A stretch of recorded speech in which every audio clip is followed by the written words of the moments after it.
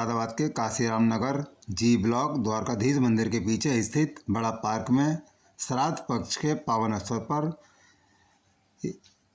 पितृदोष शांति यज्ञ एवं श्रीमद् भागवत कथा की अमृत रस धारा का प्रवाह वृंदावन के उदासीन आश्रम से पधारे कथा व्यास श्रद्धेय श्री प्रमोद कृष्णदास जी के श्रीमुख से 14 सितंबर 2025 से 21 सितंबर 2025 तक प्रतिदिन सायंकाल की बेला में बड़ी ही धूमधाम के साथ किया जा रहा है। आज इस अवसर पर एक विशाल मंगल कलश यात्रा निकाली गई, जो कि काशीराम नगर क्षेत्र में भ्रमण करते हुए कार्यक्रम स्थल पर पहुंचकर संपन्न हुई। मंगल कलश यात्रा में कथा व्यास श्री प्रमोद कृष्ण दास जी महाराज समस्त जनमानस को आशीर्वाद प्रदान करते चल रहे थे। देखो, पहली बात तो धर्म कोई किताब में लिखी हुई व्यवस्था नहीं। बहुत से लोग कहते हैं किताब के अनुसार चलना, नहीं तो जहन्नुम में जाओगे, और किताब के अनुसार चल दोगे तो भैया तुम्हें बेहतर वो, हाँ समझ गए ना। बोलते इसलिए नहीं क्योंकि दिल काट के लग जाती है आजकल, वो सब बवाल नहीं चाहिए। ठीक ठाक है सोशल मीडिया पे, हमें इतनी आवश्यकता नहीं वायरल होने की। लेकिन ये धर्म है क्या? फिर किताब में लिखा हुआ कोई व्यवस्था नहीं है, किसी के मानने से कोई व्यवस्था नहीं है, तो धर्म है क्या? ये धर्म इस प्रकृति का नियम है। क्या है? धर्म प्रकृति का नियम है। आप जिस सृष्टि में रह रहे हैं, इस सृष्टि के नियम का पालन करके चले तो आप धर्म के साथ चल रहे हैं। और आपने सृष्टि के नियम के पालन का विरोध किया, आप सृष्टि के नियम के विरुद्ध चले, समझो आप धर्म से टिक गए, फिर आप धर्म का पालन नहीं कर रहे। सनातन धर्म क्यों सबसे उच्च कोटि का माना जाता है? क्योंकि यह सृष्टि के नियम से बंधा हुआ है। हमारे सनातन धर्म में भोजन को प्रणाम करते क्यों? क्योंकि हम मानते हैं कि भोजन में भी परमात्मा होते हैं, भोजन में प्राण होते हैं। जरा विचार कीजिए, अगर भोजन में प्राण ना हो तो हमें फिर प्राण कहां से मिले? हम मानते हैं कि भोजन में प्राण होता है, इसलिए हम सृष्टि के नियम का पालन करते हुए चल रहे हैं, इसलिए हम सनातनी कहलाते हैं। अच्छा, सनातन हो गया सृष्टि का धर्म। हम सब सनातनी क्योंकि हम सृष्टि के धर्म को मानते हैं। लेकिन धर्म केवल यही सीमित नहीं है, फिर इस धर्म के कई सारे खंड हैं। जैसे माता का धर्म अलग है, पिता का धर्म अलग है, पति का धर्म अलग है, पत्नी का धर्म अलग है, पुत्र का धर्म अलग है, और माता पिता का धर्म अलग है। सबके अपने अपने धर्म हैं। तभी तो कहते हैं पितृ धर्म अपनाओ, पत्नी धर्म अपनाओ, पति धर्म अपनाओ। हर किसी के अपने अलग अलग धर्म हैं। लेकिन आजकल की समस्या क्या है कि धर्म धर्म सब कोई कहे, धर्म न समझे कोई। धर्म सब चिल्ला रहे हैं। कोई कहता है ये धर्म, वो धर्म, फलाना धर्म, ढिकाना धर्म, लेकिन मैं सच बताऊं, धर्म की परिभाषा को कोई समझता ही नहीं। तो वास्तविक धर्म क्या है कि धर्म धर्म सब कोई कहे, धर्म न समझे कोई, और प्रेम भरा हो आचरण, धर्म समझियो योय।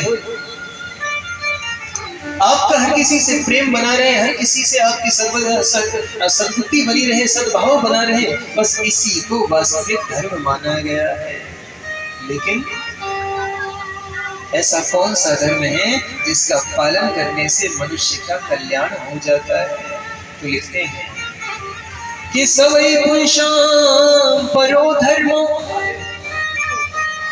यतो भक्तिरधोक्षजे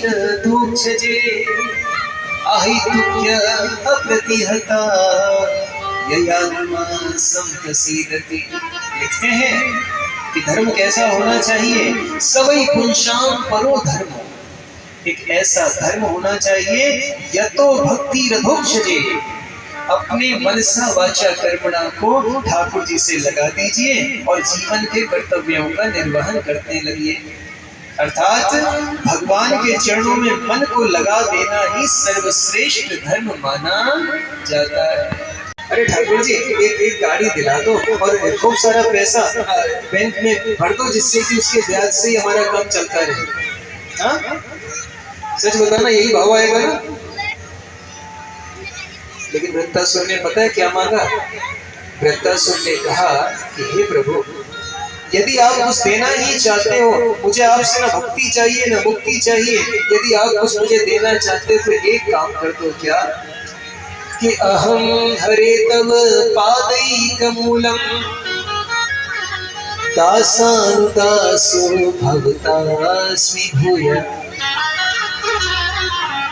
यदि आप कुछ देना चाहते हो तो सिर्फ इतना दे दो कि अहम हरे तव पादैकमूलम दासानुदासो भवतास्मि भूय। इतनी कृपा कर दो ठाकुर कि मैं आपके दासों के चरणों की सेवा में लगा रहूं, बस उसी से मैं अपना उद्धार मांग लूंगा। प्रेम से बोलो, जरा विचार करो, हम भगवान से क्या क्या मांगते? भगवान से चाहता तो मांगता कि मुझे सद्बुद्धि दे दो, मुझे सद्गति दे दो, मुझे अपने चरणों में बसा लो। कहता नहीं, यदि आप कुछ देना चाहते हो सिर्फ इतना दे दो, अहम हरे तव पादैकमूलम, आपके दासों के चरणों की मैं सेवा करता रहूं। सच बताऊं, मेरा उसी से उद्धार हो जाएगा। भगवान ने कहा कि चरणों की सेवा करते करते क्या करोगे? केवल सेवा से काम चल जाएगा? नहीं, सेवा के साथ एक काम और कर दो, ऐसी कृपा करो कि मुझे आपकी बस याद ही बनी रहे। मैं हर क्षण हर पल बस मैं आपको याद करता रहूं, आपके सिवा मेरे जीवन में किसी और के लिए जगह बचे ही नहीं। कैसी याद चाहते हो? तो बड़ा सुंदर भाव वृत्तासुर ने कहा। वृत्तासुर ने कहा कि हे प्रभु, मुझे ऐसी याद दे दो जैसे एक पंछी के पालक जब सर्प उनको डसने के लिए आता है, पेड़ पे घोंसला लगा होता है ना, पेड़ पे घोंसला लगा है, माँ कहीं बाहर गई है, एक सांप आज उन बालकों को खाने के लिए आ रहा है, मृत्यु के भय से वो बालक चित्कार मचाते माँ को पुकारते हैं, ऐसी याद मेरे हृदय में बन जाए, मैं आपको याद करता रहूं। अच्छा देखो, भगवान ने कहा ऐसी याद चाहिए, लेकिन तभी वृत्तासुर को याद आया, थोड़ा सा ऐसे भाव बना, अरे लेकिन एक बात बताओ, उन बालकों की याद कब तक रहती है? जब तक उनकी माँ उनके पास नहीं आ जाती, जब तक वो मृत्यु का भय उनसे दूर नहीं हो जाता। जैसे ही मृत्यु का भय दूर होता है, बालकों की याद समाप्त हो जाती है। नहीं प्रभु, ऐसी याद नहीं चाहिए। तो कैसी याद चाहिए? प्रभु ऐसी याद दे दो जैसे एक गाय का बछड़ा जब उसकी माँ बाहर घास चरने के लिए जाती है, संध्या बेला होने को है, वो बालक अपनी माँ की याद में भूख से तड़पता हुआ उनको याद करता है, ऐसी याद मुझे दे दो। भगवान कहते हैं ऐसी याद चाहिए? नहीं, ऐसी याद नहीं चाहिए। क्यों? देखो, ये भक्त और भगवान के बीच का संवाद है, ऐसे ही होता है। भाव में डूब के कुछ कर दिया, फिर अरे कम तो नहीं रह गया, कुछ और बोल देता हूँ। क्यों नहीं चाहिए? तो वृत्तासुर कहता है कि प्रभु देखो, गाय का बछड़ा तब तक ही अपनी माँ को याद करता है जब तक उसकी क्षुधा तृप्ति नहीं होती। जैसे उसकी भूख मिट जाती है, गाय के थन में मुंह लगा करके दूध पान कर लेता है, तुरंत माँ को छोड़ करके बाहर खेलने लगता है। भगवान बड़े असमंजस में पड़े, कैसी याद चाहते हो?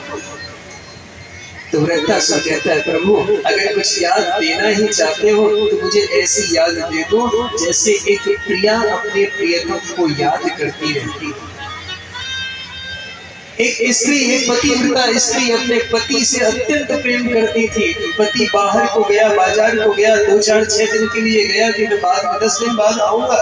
मैं स्त्री कहती मैं आपके बिना कैसे रहूंगी, कैसे मेरा जीवन कटेगा, आपसे इतना प्रेम करती हूँ, आपकी याद में मैं तड़प के मर जाऊंगी। पति ने कहा कोई बात नहीं, मैं 10 दिनों में आ जाऊंगा, लेकिन मैं कैसे समझूं 10 दिन कितने होते हैं? तो पति ने 10 लाइनें खींच दी एक दीवार पर और कहता है कि एक एक दिन इसको काटते रहना और जैसे ही 10वीं लाइन कटेगी मैं तुम्हारे पास आ जाऊंगा। पत्नी बड़ी प्रसन्न हुई। पति गया बाहर, प्रतिदिन एक लाइन काटती, अगला दिन आता फिर एक लाइन काटती। जैसे जैसे लाइन कट रही थी वैसे वैसे उस स्त्री का प्रेम, उस स्त्री की याद अपने पति के लिए और ज्यादा प्रगाढ़ होती जा रही थी। जिस दिन पति को आना था, आज पता लगा आज मेरे पतिदेव आएंगे। मैं सच कहूं, उस दिन उसके न खाना खब रहा है, न भोजन पा रही, न जल ग्रहण कर रही, तड़प रही है याद में। और वो याद ऐसी कि आज मेरे प्रियतम आएंगे। मैं सच कहूं, जैसे ही पति घर में आया, उसने जोर से उसका आलिंगन कर लिया और आलिंगन किया, लेकिन फिर उसे छोड़ करके रह गई। याद रखिए, एक प्रिया का अपने प्रियतम से वही प्रेम होता है जो प्रेम मिलन के बाद और बढ़ जाता है, कभी घटता नहीं है।